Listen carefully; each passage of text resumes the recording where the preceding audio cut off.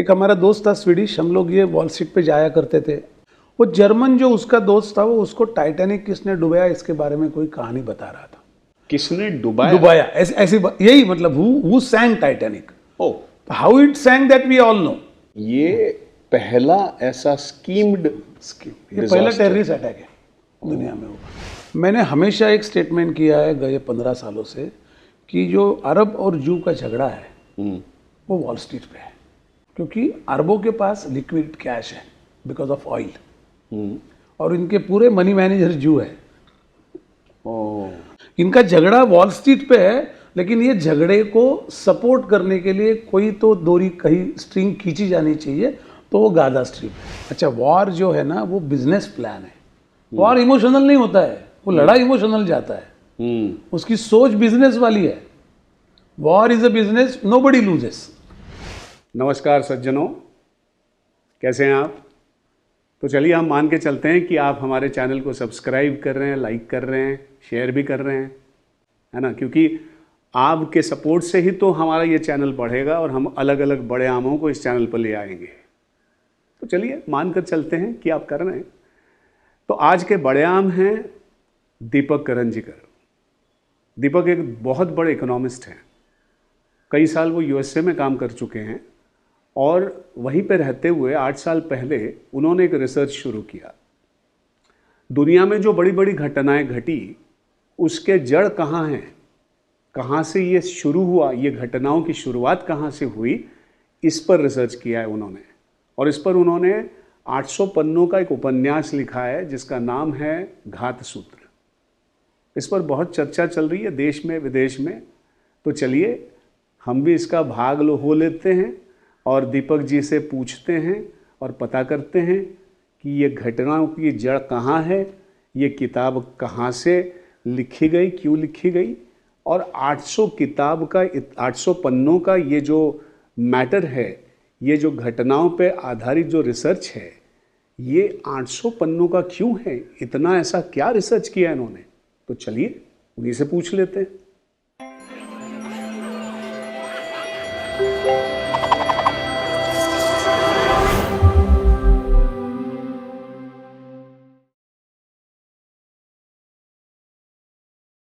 नमस्कार दीपक जी। नमस्कार।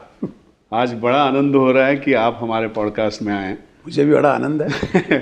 हम एक दूसरे को बहुत सालों से जानते हैं। आप थिएटर पर्सन हैं, राइटर हैं, आप प्रोफेशनल हैं, आप इकोनॉमिस्ट हैं, मतलब ये सब तो जानते ही हैं। लेकिन आज एक बहुत ही अलग मौके पर हम लोग मिले हैं। और ये बहुत बड़ा इवेंट है क्योंकि आपने जो ये किया है, आपने जो कार्य किया है, आपने जो डॉक्यूमेंट किया है, इतना बड़ा डॉक्यूमेंट, इसका नाम है घात सूत्र। 800 पन्ने का ये नॉवेल है या रिसर्च है, आई वुड से, किताब है। और ये बहुत अभी क्या कहते हैं चर्चित हो रहा है और इसके कारण हम मिल रहे हैं। अच्छा, तो ये घात सूत्र, ये जो नाम है ना, ये कोई फिल्म का नाम लगता है, घात सूत्र। हाँ। है ना? क्या ये आप मतलब फिल्म से फैसिनेटेड हैं, आप इंटरनेशनल सिनेमा देखते हैं इसलिए ये इन्फ्लुएंस्ड है ये नाम, या क्या मतलब क्यों ये नाम है? ये सबसे पहले आपको नमस्कार। आप बड़ा अच्छा काम कर रहे हैं, क्योंकि देखो श्रुति पहले आती है फिर स्मृति आती है। तो सुनना चाहिए, सुनने से पहले कोई बोलना चाहिए। इसलिए जो बोलने सुनने वालों का काम है वो सबसे बुनियादी काम है। दिखाने और देखने वालों का काम सेकेंडरी है मेरे हिसाब से। तो बड़ा अच्छा काम है, आपको बहुत सारी शुभकामनाएं। Thank you very much. घात सूत्र का मतलब ये जो नाम दिया है वो रंगनाथ पठारे जी ने दिया है, जो मराठी के बहुत बड़े राइटर हैं। लेकिन ये घात और सूत्र, ये दो शब्द मेरे दिल में थे। मतलब ये किताब में जो भी चीज़ें लिखी है 120 साल के ड्यूरेशन की, लास्ट सेंचुरी से इस सेंचुरी तक, टाइटैनिक से कोरोना तक, तो इन सब में एक सूत्र है। ये घटनाएं घटित नहीं है, ये किसने इस घटनाओं को जन्म दिया है सोच के। तो ये घटनाओं का एक सूत्र है। ये घटना क्यों हुई, उसके पीछे कोई थॉट है, उसके पीछे एक सोच है, और वो सोच के पीछे एक समान धागा है जो रन होता है पूरे बुक में। That is why it is सूत्र। अब घात, ये जो शब्द है, इसको मेरे को अंग्रेजी में मुझे इसको कोई प्रतिशब्द नहीं मिला। वैसे भी मैं मानता हूँ अंग्रेजी बड़ी पुअर लैंग्वेज है, क्योंकि मैंने काफ़ी अंग्रेजी काफ़ी पढ़ा है, इसलिए कहता हूँ जो बोली भाषा के शब्द है वो अंग्रेजी में नहीं है, क्योंकि वो स्टैंडर्ड लैंग्वेज है।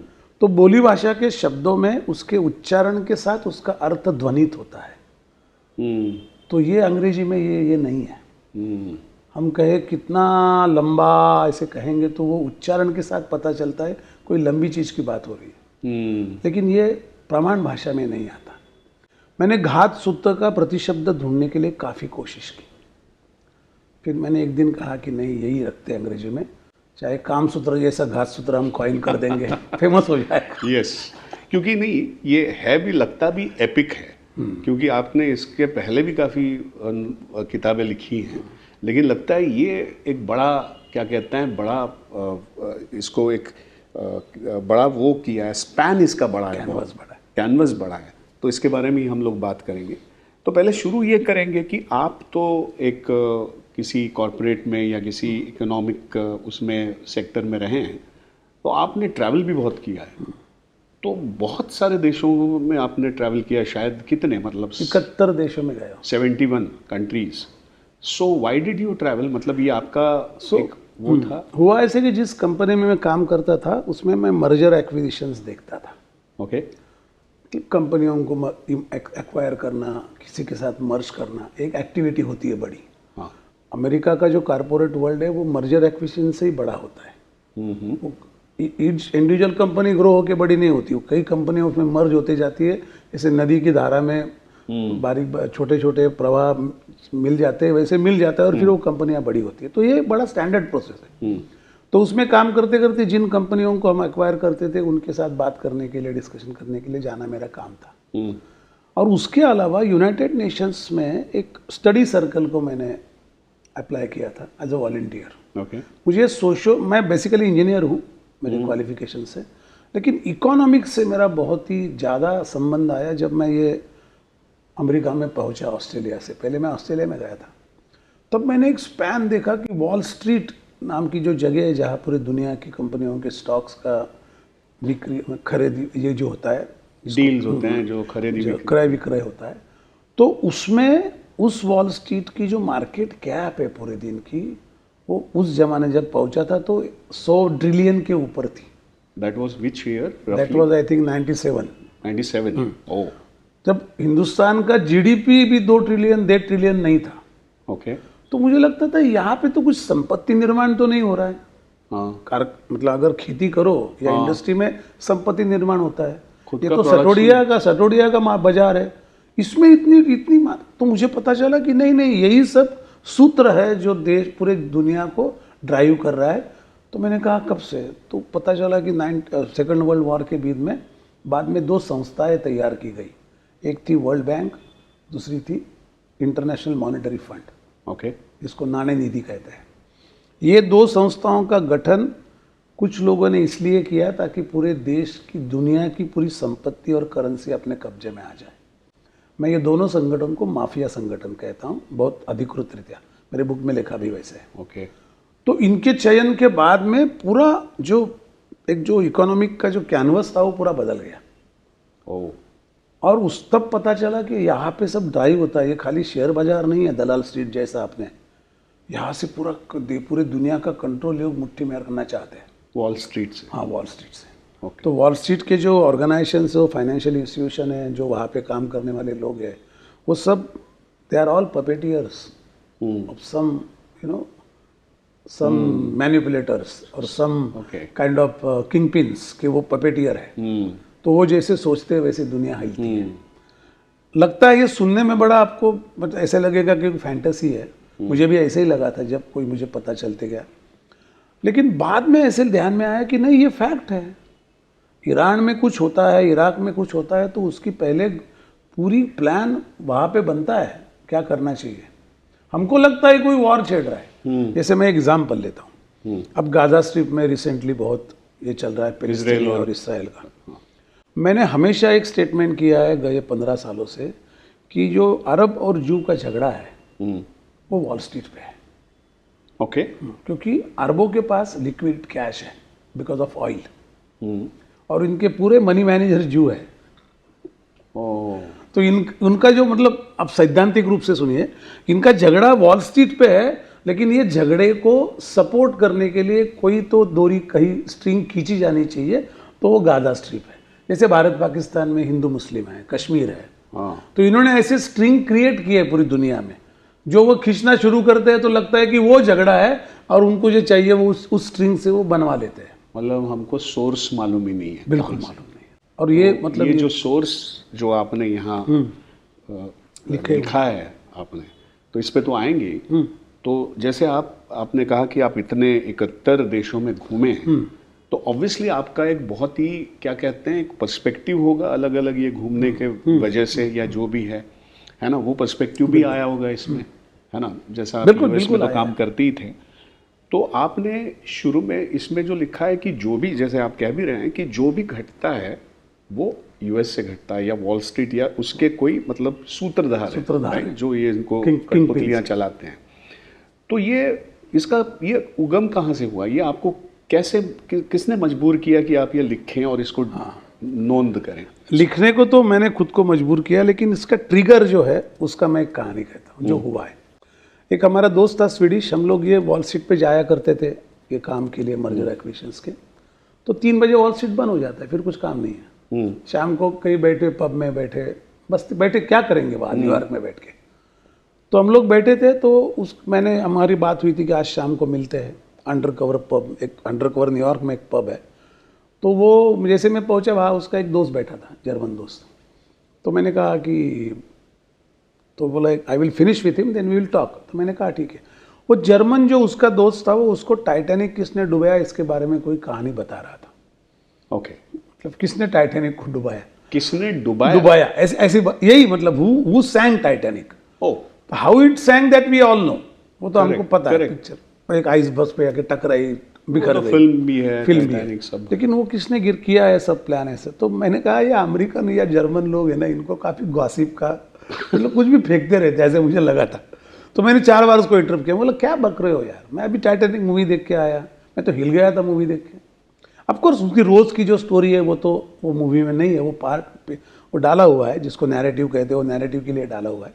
लेकिन ये पता नहीं चलता है कि, तो बताता गया। फिर उसने मुझे एक टिश्यू पेपर वहाँ से उठाया, उसको ऐसे, वो ऐसे लिखते हैं लोग, तो ऐसे हाथ से उसने 3 बुक के किताब के नाम लिखे, मेरे को दे दिया, बोलते पढ़ो, फिर तुम मेरे साथ बात करने को लायक माने जाओगे। और ये अमेरिकन आदमी था? नहीं, ये जर्मन था। अच्छा। तो मैंने वो कागज ले लिया, मैं बोला ठीक है यार। तो वो जाने के बाद मैंने उसको बोला ये लोग, ये जर्मन है लेकिन ये अमेरिकन लिए से बात करता है, ये क्या गॉसिप, हर चीज़ में कोई ना कोई कॉन्स्पिरेसी थियरी। वो कागज वैसे ही पड़ा रहा। फिर मैं ले गया, वो लैपटॉप के बैग में रख दिया। फिर मेरी वो असाइनमेंट भी ख़त्म हुई। फिर किसी और के लिए, और फिर दूसरी कंपनी के साथ मैं वहाँ पे आया न्यूयॉर्क में काम करने, यही वॉल स्ट्रीट पे मर्जर एक्विजिशंस का। तो जिस दिन 9/11 हुआ उस दिन मैं वहाँ था। 9/11 जिस दिन हुआ उस दिन हम वहाँ थे। अच्छा। मतलब जो हुआ ना पूरा, ट्विन टावर गिरे, मतलब मैं उसके बारे में बाद में डिटेल बताऊंगा। लेकिन वो इंसिडेंट्स कैसे, तो ये पहले तो जो इंसिडेंट्स हुआ, जो हमारी बात हुई उसको 2-2.5 साल हो गए थे, और वो हुआ तो आपने किताबें पढ़ना ये शुरू किया था तब तक? नहीं, कुछ नहीं, मैंने वो कागज रख दिया, मैं बोला ये कुछ भी गॉसिप कर रहा है, टाइम पास, छोड़ो। क्योंकि टाइटैनिक मूवी का भी असर होता है ना, हम लोग तो असर लेके घूमते हैं, हम खुद भी एक्टर है तो ऐसा लगता है इम्पैक्ट है उसमें, कमाल। तो मैंने कहा कि छोड़ो। लेकिन जब वो हुआ उस वक्त हम लोग सबको बात कर रहे थे, कौन उस दिन अमेरिका के, खैर उसके डिटेल में बाद में बताऊंगा। लेकिन उस दिन मुझे फिर वो कागज की याद आई। ओके, कह रहे यार ये, क्योंकि जिस दिन ये हुआ उस दिन फ्राइडे को, ये ट्यूसडे को हुआ 9/11, फ्राइडे को न्यूयॉर्क के और सब अमेरिका के स्ट्रीट पे टी-शर्ट बेचने को था, उस पे ट्विन टावर की चित्र थे। ट्यूसडे हुआ तो वेडनेसडे, थर्सडे, फ्राइडे इवनिंग को, थर्ड डे टी-शर्ट थे स्ट्रीट पे, जहाँ दोनों टावर में विमान घुसा हुआ है, और नीचे लिखा है यूनाइटेड वी स्टैंड। मतलब उन्होंने एक आपत्ति का प्रोडक्ट लाया था। अब कल लाल किले में कोई बम फोड़ेगा और कोई लाल किले के टी-शर्ट बेचेगा तो वो आदमी जिंदा रहेगा क्या? राष्ट्र नाम, हाँ, इतना मर्चेंडाइजिंग। हाँ, तो मैंने कहा कि ये क्या सोच है, और लोग खरीद रहे हैं। खरीदने वाले जिनके कोई गुजरा है वो लेके रो भी रहा है टी-शर्ट को पकड़ के। ओह गॉड। तो ये फिर ये इमोशन कैचिंग का मतलब इनकी कोई सोच नहीं है क्या? क्योंकि मैंने जब मैं 71 देशों में गया तो मैंने एक चीज़ पूरी दुनिया में देखी है कि बहुत जल्दी दुनिया, जिसको हम विकसित देश कहते हैं, जिसको हम डेवलप्ड कंट्री कहते हैं ना, वो सब में ह्यूमन रिसोर्स ये कमोडिटी बन चुका है। ओके, मतलब it has become a commodity. It is no more जीता जागता इंसान भी इंसान कुछ नहीं है। But that is more in US. More US में ज़्यादा है, यूरोप में भी है। हाँ, और यूरोप में कुछ, हाँ अपने यहाँ अभी दिख रहा है। अपने यहाँ अभी शुरू हुई है, और ये हम नहीं समझेंगे तो बहुत, क्योंकि हमको 40 साल लगेंगे नहीं कॉपी करने को। ओके, हम ओवरनाइट भी हो सकते हैं, लेकिन थोड़े हमारे धागे कुछ और है जिसके बारे में कभी बात करेंगे।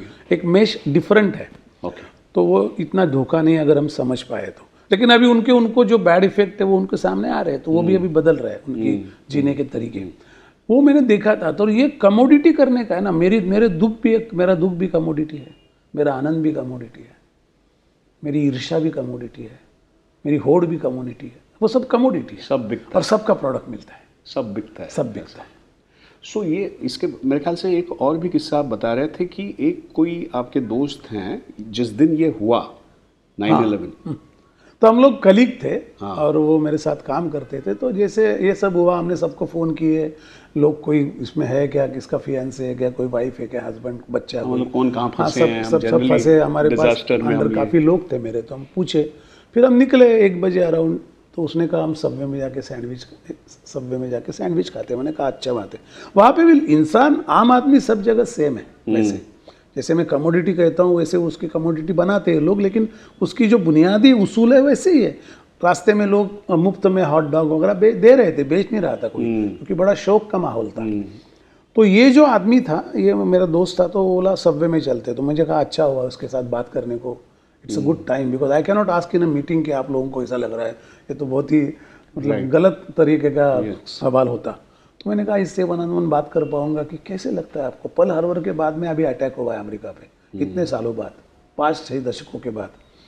तो मैंने लगा अपने टाइम मिलेगा। लेकिन हम वहाँ गए, टेबल पे वो बैठा था, मैं बैठा था, सैंडविच हमने आधा फीट का वो सैंडविच लिया। वो खा रहा था, उसकी आंखों में कुछ नहीं था, ना दुख था, ना कोई सोच थी। मैं देखता रहा, वो इतना शांत और इतना, जिसको कहते हैं ना, काम था। वो ऐसे एक्साइटेड नहीं था। अगर होता तो मैं इम्पल्स पकड़ के उसको सवाल करता, लेकिन उसने वो धागा दिया ही नहीं मेरे लिए पूछने को। वो बैठा रहा लाइक अ पोकर फेस। खाना खाया, निकले हम। कार अलग अलग जगह पार्क थी, तो मैंने कार पे गया, तो उसने मुझे हाथ किया कि 1 मिनट में आता हूँ। कार लेके आया। मैंने बोला क्या? बोलता है कितने पैसे है तुम्हारे पास? मैंने कहा होंगे। बोलता है $100,000 होंगे सेविंग में। मैंने बोला हो सकते हैं। मैंने बोला क्या? नहीं। बोलता है तो मुझे लगा कोई मदद का, मतलब कोई फंड बना रहा है कि इसमें लोगों को मदद करेंगे। तो मैंने कहा क्या प्लान है? बोलता है नहीं, अभी मैं घर जाता हूँ तो किस दोस्तों को फ़ोन करता हूँ 4-5, बाय 3 और 4 PM, फिर शाम को हम एक बार फ़ोन पे बात करते हैं। हम क्या करेंगे, जैसे $1 मिलियन हम इकट्ठा करते हैं, 1-1.5 मिलियन, और फिर जो डिज़ास्टर रिकवरी प्लान बनाने वाली कंपनियां हैं उनके शेयर खरीद लेंगे जब वॉल स्ट्रीट खुलेगा, क्योंकि वो 1 हफ्ते में चौगुने हो जाएंगे। वाह। कार में बैठा निकल गया, मैं कार की तरफ देख रहा। मैंने कहा ये सोच कहाँ से आती है? और मुझे फिर वो याद आया, वो चिट्ठी जो दिया था 3 बुक का, वो टाइटैनिक वाले ने, जर्मन ने। मैंने कहा ये सोच का बड़ा चक्कर है, इनकी ऐसी सोच कैसे जाती है? अच्छा ये आदमी नॉर्मल है, ये क्रिकेट आदमी कोई माफिया नहीं है, ये मेरा कलीग है, बहुत ही सीधा साधा इंसान है, वेरी एथिकल लिविंग लाइफ का इंसान है। मैंने उसको पैसा तो दिया नहीं, मैंने, और उसने मुझे बोला 15 दिन के बाद में, यू लॉस्ट इट। मैंने 1 मिलियन का 4 मिलियन बनाया। ओह। तो आपत्ति में उसका उत्पादन, उसका प्रोडक्ट, डिजास्टर कैन बी आपत्ति में, मतलब ये जो है, ये सोच आम आदमी की है। अगर कोई ये माफिया होते तो बात अलग है। तो ये सोच आई कैसे इस देश में, ये ट्रिगरिंग पॉइंट है। फिर मैंने वो टाइटैनिक के बुक निकाले, नाम लिए और ढूंढना शुरू किया। बुक मिलने नहीं थे। फिर लेकिन मैंने बुक ढूंढे। यूनाइटेड नेशंस पे मैं वॉलंटियर सर्कल में मुझसे काम कर रहा था, तो वहाँ लाइब्रेरी को एक्सेस थी, बहुत ही बड़ी लाइब्रेरी है। तो जो बुक नहीं मिलता है वहाँ पे मिलता ही मिलता है। तो मैंने वहाँ से लेके फिर 2 सेंट को 1 कॉपी जेरोक्स, फिर कभी फ्री, ऐसे कर करके उसके सब, क्योंकि एक ही बुक था, रेफरेंस में था। वो 2-3 बुक मैंने पढ़े। फिर मुझे यकीन होने लगा कि फिर टाइटैनिक के बारे में मैं तो कम से कम मुझे लगता है 3.5 महीने, मैं काफ़ी दिन जर्नी मतलब यूएस में ट्रैवल बहुत करता था आउटसाइड यूएस। तो वो फ्लाइट में जाएंगे तो करेंगे क्या, तो ये बड़ा अच्छा मुझे मतलब वो सब देखो कैसे अलाइन हो जाता है। अगर तुम्हारे हाथ से ऐसी कोई बात होनी है तो ये कैसे उसके पीछे घटनाएं अलाइन होती चलती है। अब मैं हमेशा उस पर बिलीव करता हूँ। टाइम यूटिलाइजेशन, इतना टाइम मिला, फिर बुक भी लिस्ट थी, लिस्ट लेके जाओ पढ़ो, and that has created a conviction in me कि ये बिल्कुल सही है।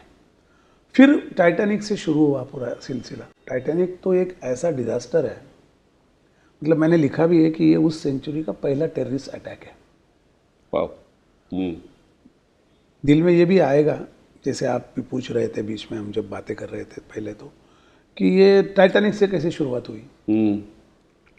टाइटैनिक के बारे में जितना मैं पढ़ता गया तब मुझे पता चला कि कोई लोग दुनिया में, कोई ग्रुप ऑफ पीपल है, they are thinking of one world order. One world order, okay. मतलब एक जिसको कहते हैं मोनोलिथिक सोसाइटी, ओके। एक जिनसी समाज। अच्छा। मतलब जो मल्टी अपना प्यूरल समाज होता है ना, बायोडाइवर्सिटी होती है, वैसे ह्यूमन डाइवर्सिटी होती है, करेक्ट। आदमियों के भावनाओं की डाइवर्सिटी होती है, जीने के तरीके की डाइवर्सिटी होती है। ये नहीं, एक तरह के लोग, मतलब रोबो जैसा।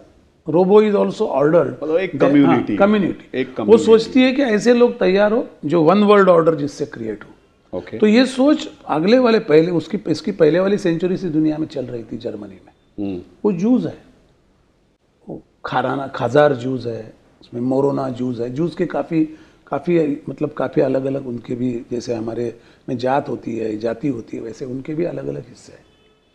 तो वो सोचते आए हैं। फिर वो जर्मनी से शुरू हुआ। इसका जिसको कहता हूँ मैं आद्य पुरुष कहेंगे, या जिसका जहाँ से वो शुरू होगा ऐसा आदमी, वो है मेयर एम्शेल रॉथशिल्ड्स।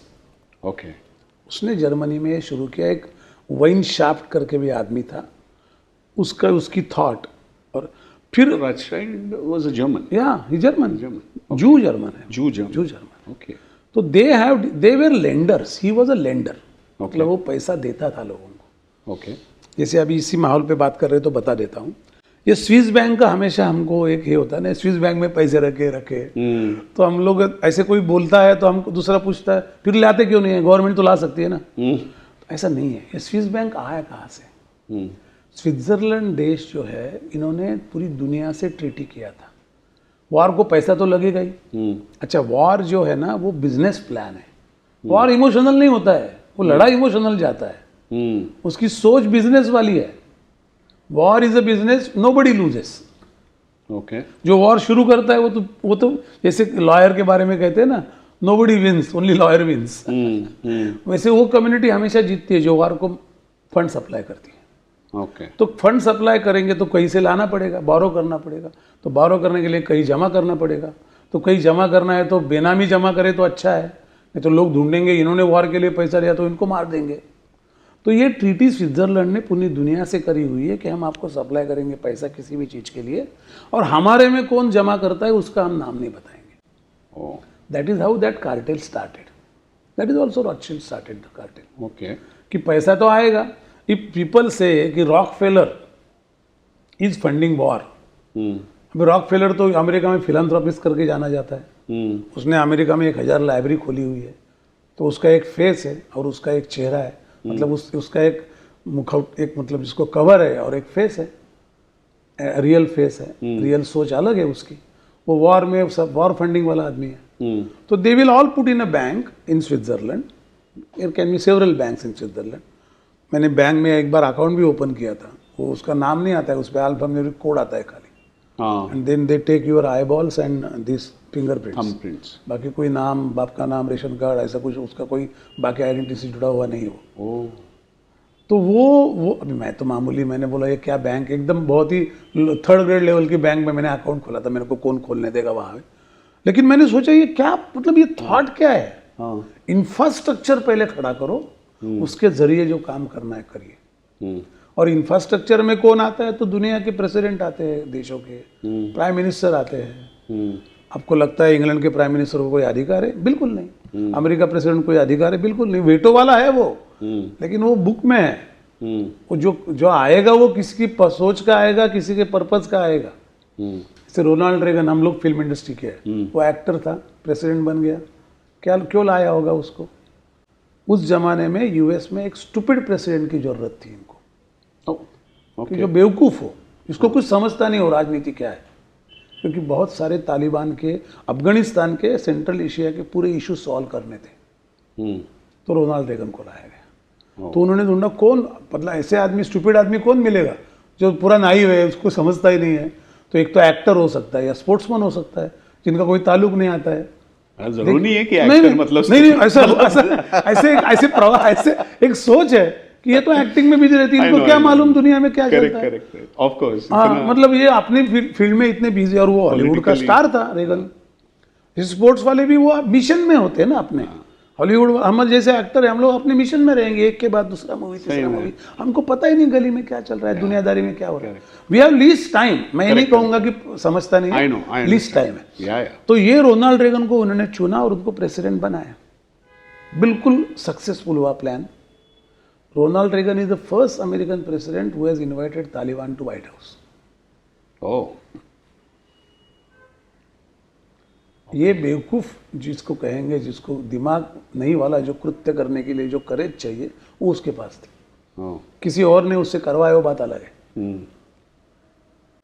तो ये हम टाइटैनिक की जो बात कर रहे थे, तो ये टाइटैनिक जो आप जो कह रहे हैं कि it is not a accident, no, not at all, it was framed, तो ये आप ज़रा थोड़ा विस्तार से बताएंगे कि ये तो क्या है? टाइटैनिक के पहले की घटना देखनी चाहिए।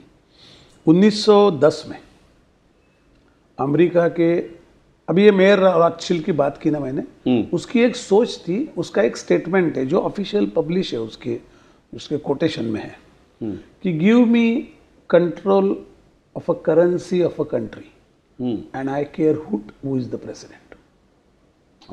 मुझे देश के करेंसी पे कंट्रोल दे दो, खत्म। तो करेंसी पे अगर कंट्रोल चाहिए, इसे मैं थोड़ा समझाता हूँ ताकि ये बहुत जरूरी समझ। हमारे देश की करेंसी जो नोट है, उसमें क्या लिखा है? आई प्रॉमिस टू पे bearer of this note ₹100 rupees के नोट पे। मतलब वो इन अ वे क्या, वो प्रॉमिसरी नोट है जिसपे रिजर्व बैंक गवर्नर की साइन है।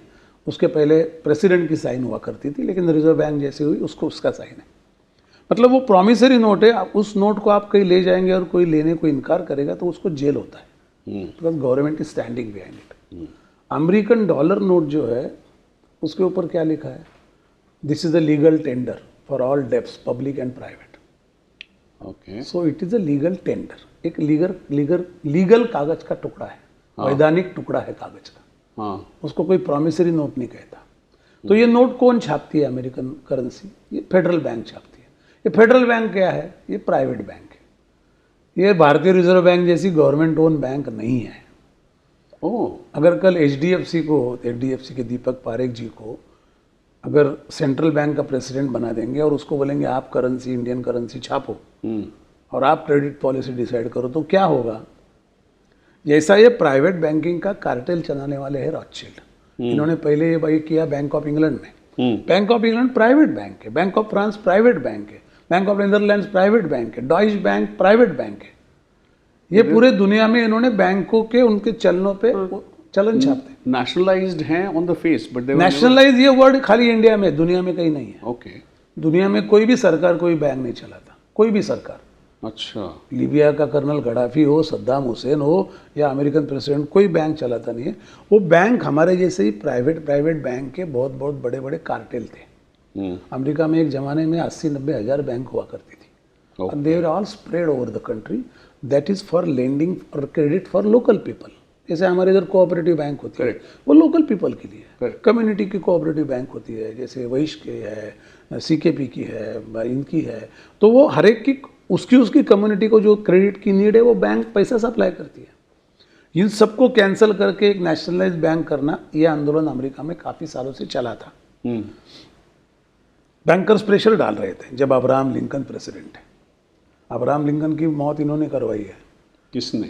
बोलता हूँ। अच्छा, तो जब तो इनका प्रेशर आने लगा आफ्टर अंग्रेजी इंग्लैंड के बाद में कि अमेरिका जैसे देशों के करेंसी पे अगर कंट्रोल आएगा तो दुनिया मुट्ठी में, क्योंकि एक तो बहुत बड़ा कंट्री है, मतलब रिसोर्स वाइज बहुत ह्यूज है, लोग काफ़ी कम हैं, प्यूरिटन जो समाज इनको चाहिए वहाँ पैदा हो सकता है, वहाँ पैदावार या उसका जिसको कहते हैं ना कि उसको बड़ा बड़ा भी वहाँ कर सकते हैं, ऐसी एक आइसोलेटेड लैंड है अमेरिका।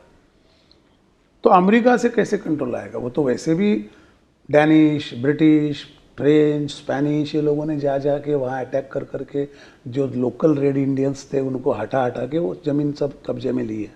ओके। तो लेकिन ये देश ऐसा है कि बहुत इसलिए आइसोलेटेड है और किससे कोई ताल्लुक नहीं है, किससे झगड़ा नहीं है, कुछ वॉर नहीं होता है, वहाँ कोई इनक्रोच नहीं करता है, इसलिए वो सेपरेटेड है, आइसोलेटेड है। तो उस लैंड की अगर करेंसी डॉलर जो है वो कब्जे में आ जाएगी। पहले प्राइवेट बैंक थी, सरकार करेंसी छापती थी, तो लेकिन धीरे धीरे वो बैंकों के पास जाने लगा, छोटी छोटी बैंकों के पास। तो अब्राहम लिंकन बोला था कि मुझे 2 लोगों से डर है। तब अमेरिका में जिसको कहते हैं ना वंशिक, क्या बोलेंगे उसको, जो झगड़े होते हैं वंश के झगड़े होते हैं ना, डायनेस्टीज में, डायनेस्टीज नहीं, मतलब समाज में काले गोरे ऐसे अमेरिका में रेशियल, हाँ रेशियल फाइट्स बहुत थे। मार्टिन लूथर किंग, तो अब्राहम लिंकन भी ब्लैक था। तो वो कहता था कि 2 लोगों का मुझे धोखा है, एक साउथ से आने वाली आर्मी, जो लोगों की आर्मी है जो इस रेशियल के लिए अपने हकों के लिए झगड़ रही है, और नॉर्थ से आने वाले न्यूयॉर्क के बैंकर्स जो मेरे पीठ से आ रहे, और वो सबसे खतरनाक है क्योंकि वो मेरे पीछे पड़े एक सेंट्रल बैंक बनाई जाए और सेंट्रल बैंक का उनको कंट्रोल दिया जाए, मैं मान नहीं रहा हूँ।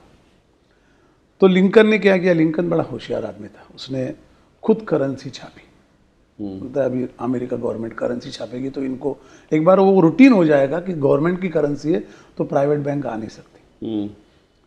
तो उसको ग्रीन बक्स कहते हैं। उसने उस जमाने में ग्रीन बक्स नाम रखा था, इसलिए अमेरिका की डॉलर की नोट भी ग्रीन है आज भी, उसका ये है। तो उसने करेंसी छापी और फिर लिंकन, उनको पता चला अगर ये लिंकन ने फेमस कर दिया तो पहली मौत लिंकन की हुई। लिंकन को मारा गया, बिल्कुल उसमें डिटेल दिया हुआ है बुक में पूरा, मतलब we are not talking on his death, otherwise will cover that, but Lincoln को इन्होंने मारा। तो लिंकन की मौत जब हुई, उसका तो पूरा एक चैप्टर ही है अमेरिका की हिस्ट्री में, कभी वो मिला ही नहीं। तो लिंकन को मारने के बाद फिर वो फोर्सेस डाउन होने लगे जिनको फेडरल बैंक को जिनको अपोज था। तो 19 उसके बाद 19 से 10 तक काफ़ी डिस्कशन चलते रहे, सेमिनार चलते रहे। They started creating opinion. ऐसा नहीं कि उन्होंने कुछ लॉ लाया और ठोका लोगों के ऊपर। एक माहौल भी तैयार करना पड़ता है कि हम डेमोक्रेटिक है। जैसे डेमोक्रेटिक जो नहीं होते उनको बताना पड़ता है, it's a natural psychological triumph. तो वो बताते रहे, काफ़ी लेक्चर होते रहे, हर बैंक में सेमिनार होते रहे। लेकिन 3 लोग थे, ये नाम याद रखिए। एक था बेंजामिन गुगेहेम। गुगेहेम फैमिली अमेरिका की माइन फैमिली है। माइन्स उनके पास थे अमेरिका की, बहुत रिच, वेल्दी रिच और बहुत ज़्यादा नेशनलिस्ट, अमेरिकन के हित में रहने वाले। दूसरा था जॉन जेकब एस्टर, ये भी सीनेटर था और ये भी वो मेसीस करके जो चेन है उसका मालिक था, उसने वो निर्माण किया है। तीसरा था इसिडोर स्ट्रॉस, ये कांग्रेसमैन था और ये भी इसने अमेरिका का पहला ट्रस्ट निर्माण किया। एक ट्रस्ट होते हैं ना, public trust. So he is a creator of trust in America. तो ये तीनों लोग कमर्शियल बाजार में या कमर्शियल एरिया कैनवास पे इनका बड़ा रुतबा था। बहुत ही इथिकल लोग थे, बहुत ही क्लियर थे और आम आदमी के लिए जाना चाहिए। पेट्रियट्स थे बहुत ज़्यादा। तो उनको मालूम था अमेरिका घिरा हुआ है पूरा हिस्ट्री में। स्पेनिश आए, ब्रिटिश आए, फ्रेंच आए, डच आए, सब ने हमारे मतलब पूरे टुकड़े हमको ये किया, तो ये बर्बाद नहीं होना चाहिए। ऐसे लोग थे। तो ये लोग तो अपोज ही कर रहे थे। इन्होंने कितना भी माहौल खड़ा किया लिंकन के बाद, मतलब बीच में काफ़ी साल गुजरे, नहीं ऐसा इमीडिएट नहीं हुआ, 4-5 दशक चले गए, फिर भी उन्होंने वो माहौल को बैठने नहीं दिया। उन्होंने वो हमेशा कहा नो। तो उनका वेटो था, जैसे वो नो बोलते थे सब उनके पीछे आते थे। उनको मालूम था, जैसे एक जयप्रकाश नारायण थे हमारे, महात्मा गांधी थे, लोग उनके पीछे थे। तो 1910 की बात है, 7 बड़े लोग जो बैंकिंग, जिनको ये रॉथशिल्ड के लोग, उसके सूत्रधारों के जो, जिनको आप क्या किंग पिन्स के जो लोग थे, राइट हैंड लेफ्ट हैंड जो भी कहेंगे, ये 7 लोग जैकिल आइलैंड नाम के एक आइलैंड पे गए अटलांटा के पास। ये 7 लोग ट्रेन में बैठ के, अमेरिकन ही थे, अमेरिकन थे, बैंकिंग फील्ड के लोग थे, जिनको रॉथशिल्ड ने जिम्मेदारी सौंपी थी कि अमेरिका में फेडरल बैंक तैयार हो, चाहे उसके लिए कुछ भी करना पड़े, बेग बारो स्टील, मर्डर, ये जो भी है, रायट, जो भी देश को ध्वस्त करना है चलेगा, लेकिन बैंक चाहिए, क्योंकि बैंक को मेरे को करेंसी का छापने का अधिकार देगा। तो ये गए, उन्होंने एक उसका ड्राफ्ट तैयार किया। एक बार एक साइड में लोग उसके अगेंस्ट में थे, ये तीनों बड़े लोग उनके अगेंस्ट में थे, और ये गए, फिर भी उन्होंने अपना अपना काम चालू रखा।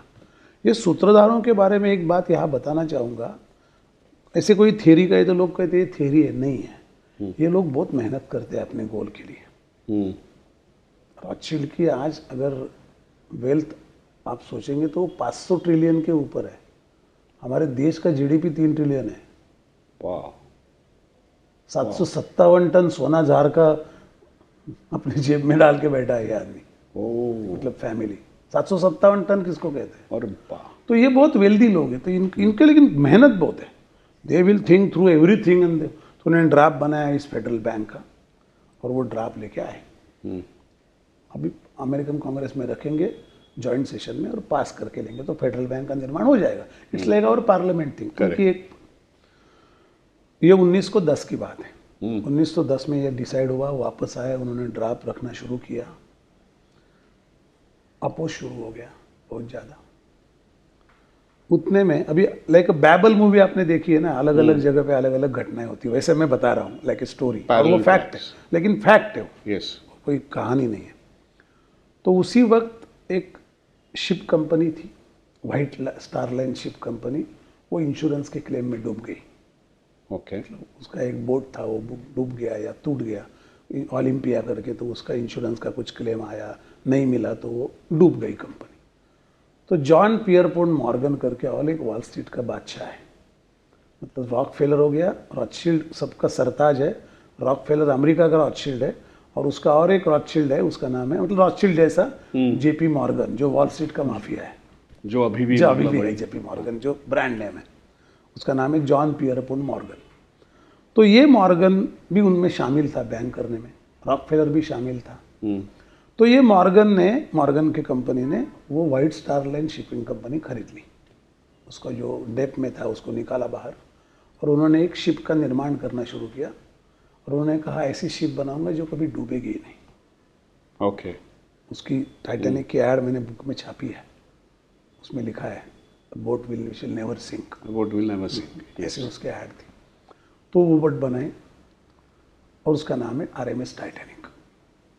ये पैरेलल चल रहा है। अच्छा, ये बोट को बनाया बेलफास्ट में, Belfast is in Ireland, okay. वहाँ का जो डॉक है उस पे बनाया गया, अच्छा, काफ़ी दूर।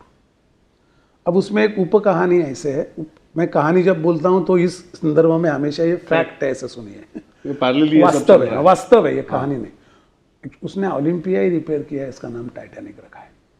अच्छा, टाइटैनिक ऐसा उसने बनाया है नहीं कभी, क्योंकि उसका बनाने का पर्पस पक्का था पहले से ही, क्या कराना था।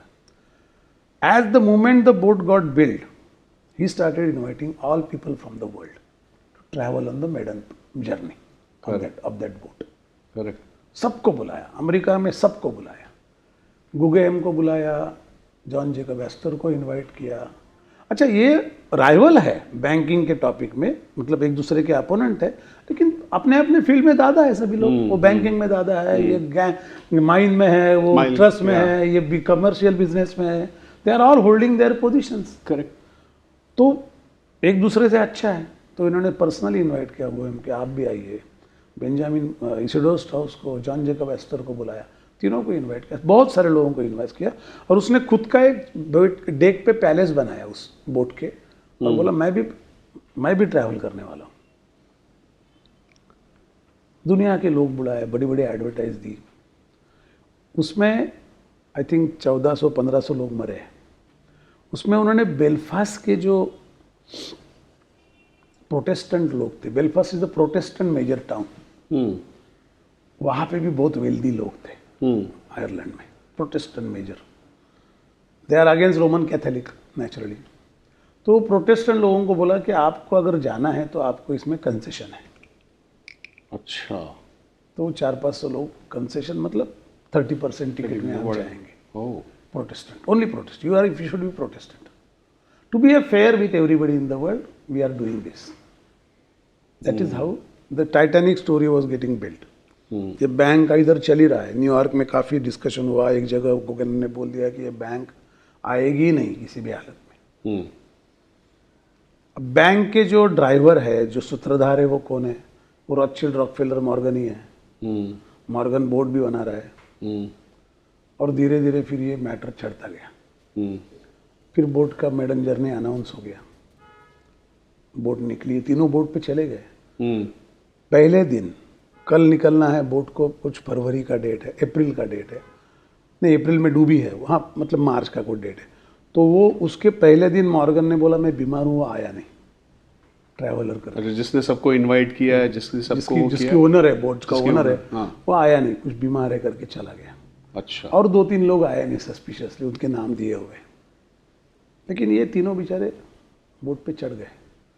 ये तीनों बोट में जो बैंक को अपोज कर रहे थे, वो डूबे उस टाइटैनिक में। वो टाइटैनिक में चढ़े और टाइटैनिक सिंक होने के साथ वो भी डूब गए और बैंक का अपोज भी डूब गया है।